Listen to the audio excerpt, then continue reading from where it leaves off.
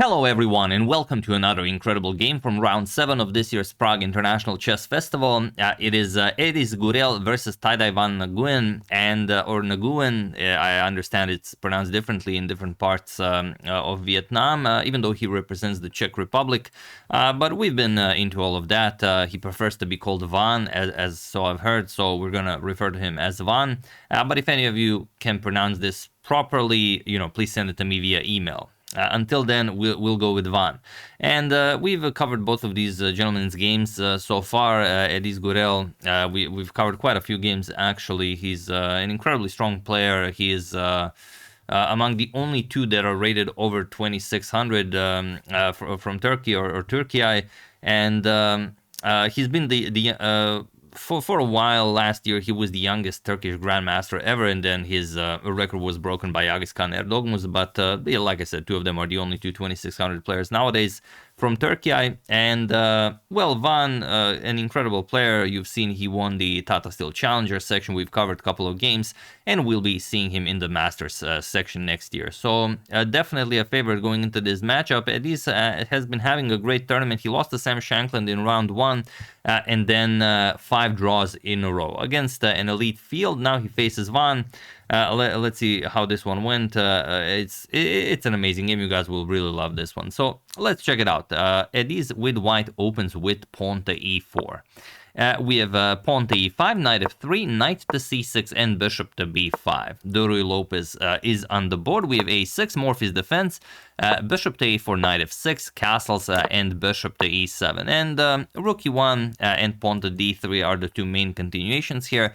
We have bishop captures on c6, the so-called delayed exchange variation, and it is the third most popular option. So, okay, a little bit of a surprise there. D captures, and now pawn to d3. You cannot capture on e5 as your e4 pawn is also hanging, so pawn to d3, knight to d7 defending on e5, and bishop to e3. We have castles kingside, knight to c3, and rook to e8. And here we have pawn to a4, and we reach a position where there are a couple of games in the database. Max Varmerdam, for example, and Velimir Ivic have played this position with white. And in those games, pawn to a5 and bishop to f8 are the two moves that were played. But here we have pawn to b6 by Van, and it is now as of move 10 that we have a completely new game. So let's see how Ediz continues this. We have knight to e2, remaneuvering the knight over to the king side. You might be interested in some maybe c3, d4 action. Maybe you move this knight, maybe you execute f4. So a very, very flexible position. We have pawn to b5. And knight to g3. We have bishop to f8, makes sense. The bishop will be a valuable defender, and also the rook is now also helping out with the control of the center.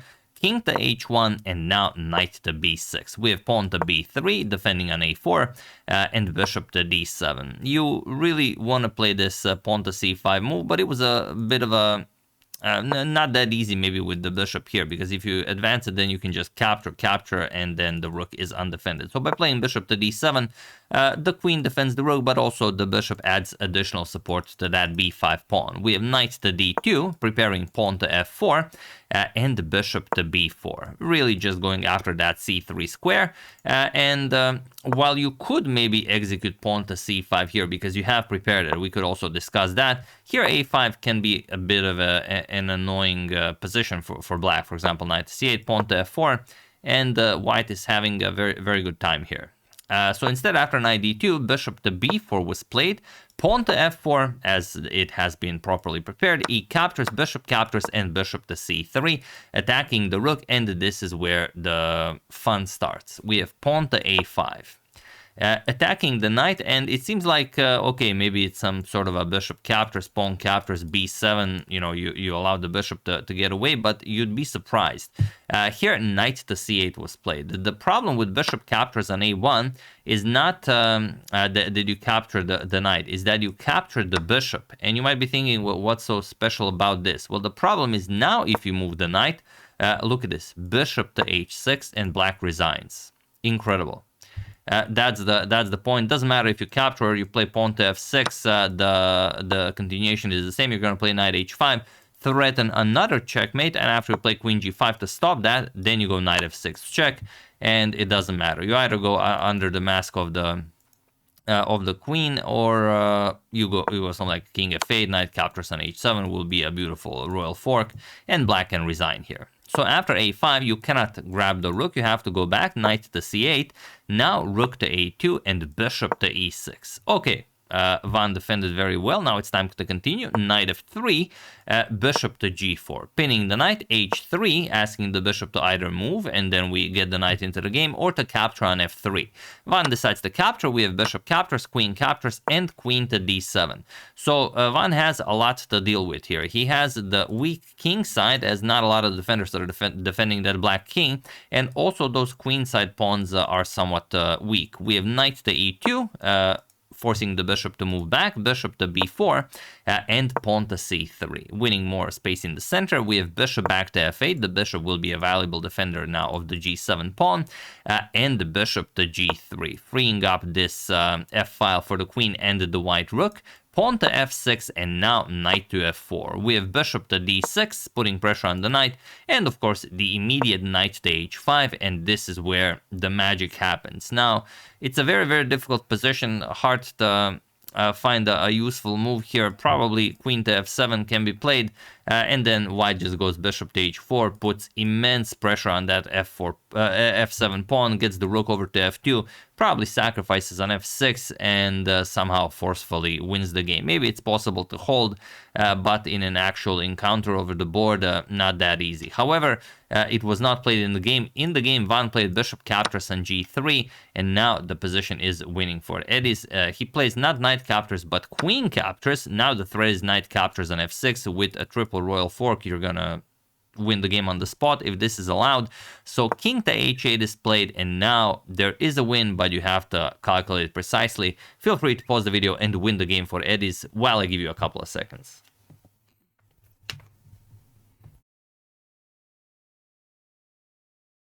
The move in question is, of course, pawn to e5, and the reason it works is because the black king is very, very weak, the back rank is weak, and there are many, many mate threats lurking. One of them being just, well, let's say you capture with the rook, queen captures on e5. And that's it. You lost the rook. If you capture, then rook to f8 will be checkmate. And even a nicer variation is that if f captures on e5, which looks like, okay, maybe it should be played, then rook a to f2, now threatening rook to f8 check, which will result in checkmate after an exchange of rooks. So rook to g8, and now rook to f7, attacking the black queen, and should the black queen move, you're going to capture on g7. Again, not much to do here. For example, knight to d6, you're going to play rook to f6, and once the black queen moves, doesn't really matter where, you're going to go rook to h6, and there's no defense against checkmate here. You could play something like this, maybe try to give up the queen for the two rooks, but white, of course, does not have to agree to that. White will just play captures with check, and after queen captures, just deliver a nice check from e5 with the white queen, and after you block, then just queen captures will be checkmate as the queen on h7 is pinned. So it's a devastating move. There's no defense here. It's only a matter of how long can Van take this. He plays knight to f7, queen to f7, goes after the knight on h5. E captures on f6. Of course, the knight cannot be captured due to the very nice checkmate on g7. So g6 challenging the knight, and now knight to g7. And it seems like black survives a little bit, but the rook is hanging. So you have to react to this. Rook to f8, and now look at this. Rook to e2. Leaving black without a single move.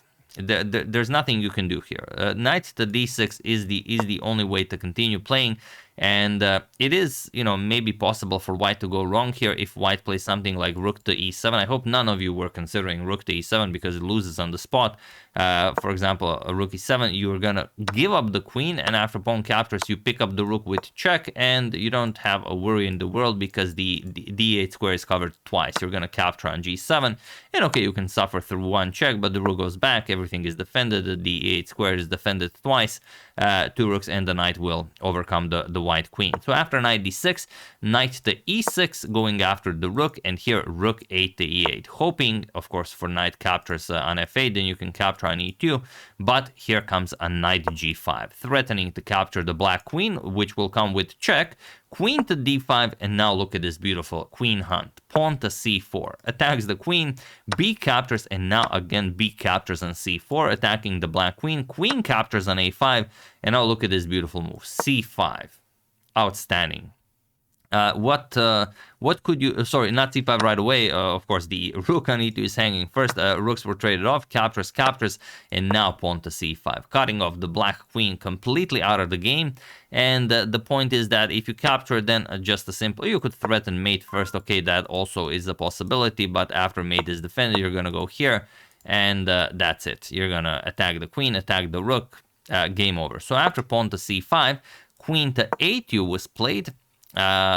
Well, it does allow the queen to get back into the defense for a little bit, but that's pretty much it. Here, queen to e5 was played, and it was in this position on move 39 that Tuđman Nguyen resigned the game, as there is nothing more to resign to try here, or rather to be done here.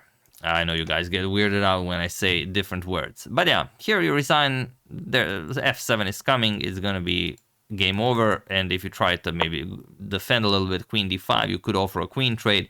Queen e7, again, what to try here, the rook is hanging, you play queen to g8, and now finally f7, and that's it. Now you have to start giving up material, another queen comes into the game. If captures on e7, you're going to capture on f8, with check you have to give up the queen, or if you don't want to get checkmated right away, you could run away for a little bit, but then queen captures, let's say king h6, rook f7, and this will be mate on the next move. There is no avoiding that.